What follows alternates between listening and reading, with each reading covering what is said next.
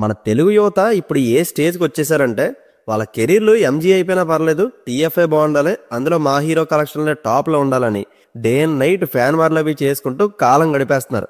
సినిమాని ఎంజాయ్ చేయడం అనేది ఎప్పుడో అంతరించిపోయి ప్రజెంట్ కలెక్షన్లో ప్రైమరీ స్టేజ్కి వచ్చేసాయి.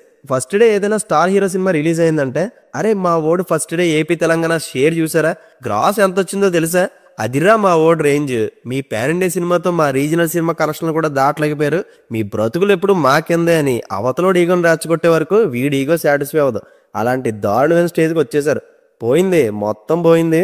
ఉండే కొద్దీ ఫ్యాన్ వార్లు ఇంకా డీప్కి వెళ్ళిపోతాయి. ఫ్యూచర్లో చాలా సీరియస్ ఇష్యూ కూడా అవుతుంది ఇది. ఎనీవేస్, ఇంకా మ్యాటర్లోకి వెళ్ళిపోతాయి. నిక్కర్లు వేసుకున్న స్టేజ్ నుంచి లుంగి కట్టుకునే పీరియడ్ వరకు బొడ్డోడు ముసలోళ్ళని లేదు, ప్రతి ఒక్కరు సినిమా కలెక్షన్ గురించి మాట్లాడేవారే. కానీ గ్రాస్ ఏంటి, నెట్ ఏంటి, షేర్ ఏంటి, హైక్స్ ఏంటి, థియేటర్ రెంట్స్ ఏంటి, పర్సంటేజ్ ఏంటి, అసలు వీటి ట్యాక్స్ ఏంటి, వీటిలో దేని గురించి అడిగినా ఈ లెక్కలు అనేవి ఎవరికీ తెలియదు.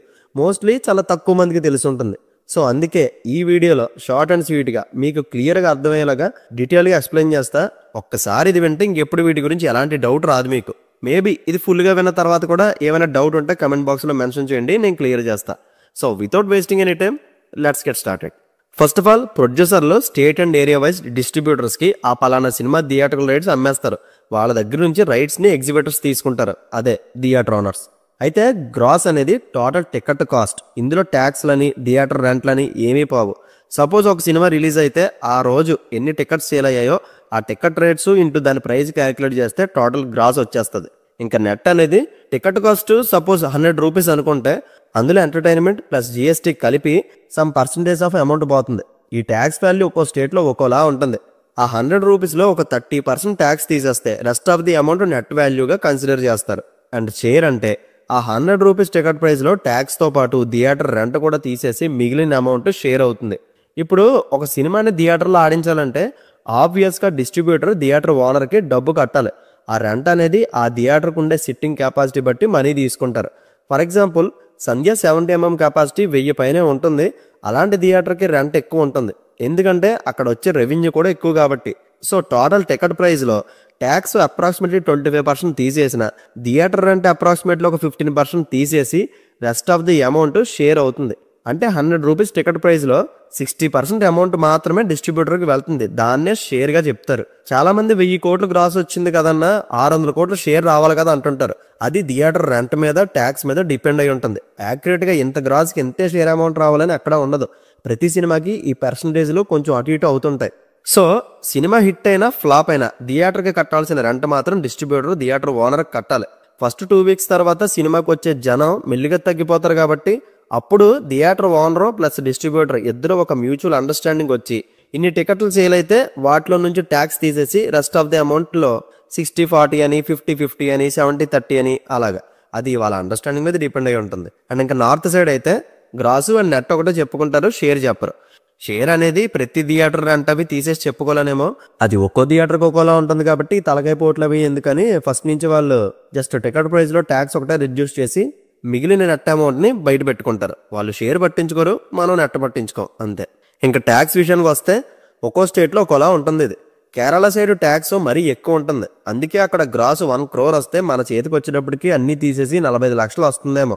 దేవర మూవీకి కేరళలో టోటల్ గ్రాసు 2,37,00,000 వస్తే షేరు 97 లక్షలు వచ్చింది ఓవరాల్గా. దాన్ని బట్టి ఎంత అమౌంట్ ట్యాక్స్ రూపంలో పోయిందో మీరే అర్థం చేసుకోవాలి.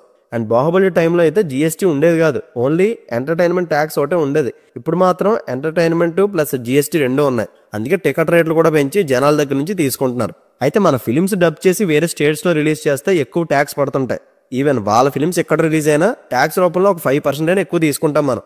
అండ్ ఈ డబ్ ఫిలిమ్స్ మన థియేటర్స్లో రెంట్ బేస్ మీద కాకుండా పర్సంటేజ్ బేస్ మీద ఎక్కువ తీసుకుంటారు. ఎందుకంటే డబ్ ఫిలిమ్స్ ఖచ్చితంగా ఆడేస్తే అన్న బ్లైండ్ అజంప్షన్తో తీసుకోలేం, అందుకే పర్సంటేజ్లో తీసుకుంటారు.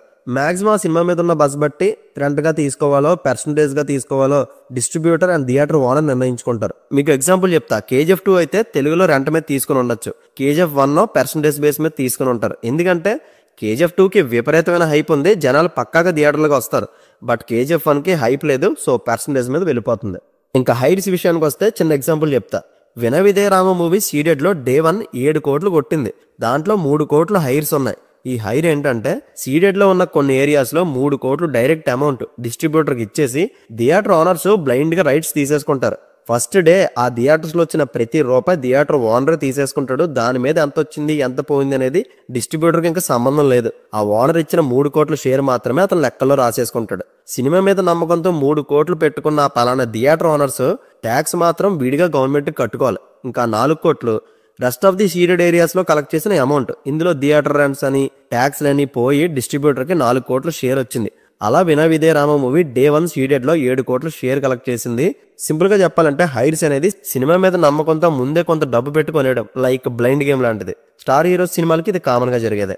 And last one multiplex theatres కి సిట్టింగ్ అరేంజ్మెంట్ తక్కువ, మెయింటెనెన్స్ ఎక్కువ కాబట్టి ట్యాక్స్ తీసేస్తే ఒక టికెట్ కాస్ట్ మీద 40 to 45% షేర్ తీసుకుంటారు. అది ఆ మల్టీప్లెక్స్ బ్రాండ్ వాల్యూ మీద డిపెండ్ అయి ఉంటుంది. అండ్ మల్టీప్లెక్స్ థియేటర్స్ కి రెంట్స్ అవి ఉండవు, ఓన్లీ పర్సంటేజ్ అంతే. రీసెంట్ గా పుష్ప 2 మూవీకి ప్రసాద్ ఐమాక్స్ వాళ్ళు 55% షేర్ అడిగారంట. దానికి ప్రొడ్యూసర్స్ ఒప్పుకోలేదు. రిలీజ్ అయ్యే ముందు వరకు ఈ సస్పెన్స్ అలాగే వెళ్ళింది, ఎవ్వరు కూడా తగ్గలేదు. ఫైనల్ గా పుష్ప 2 ప్రసాద్ ఐమాక్స్ లో షో వేయలేదు. వేసి ఉంటే ఈజీగా ప్రసాద్లోనే 2 కోట్లు గ్రాస్ కలెక్ట్ చేసేది. So that's it guys. చాలా మంది చాలా సార్లు అడిగిన ఇంట్రెస్టింగ్ టాపిక్ గురించి క్లియర్ కట్ వీడియో ఇది. Share, net, gross, business, tax ప్రతి దాని గురించి మాక్సిమం కవర్ చేశాను అనుకుంటున్నా.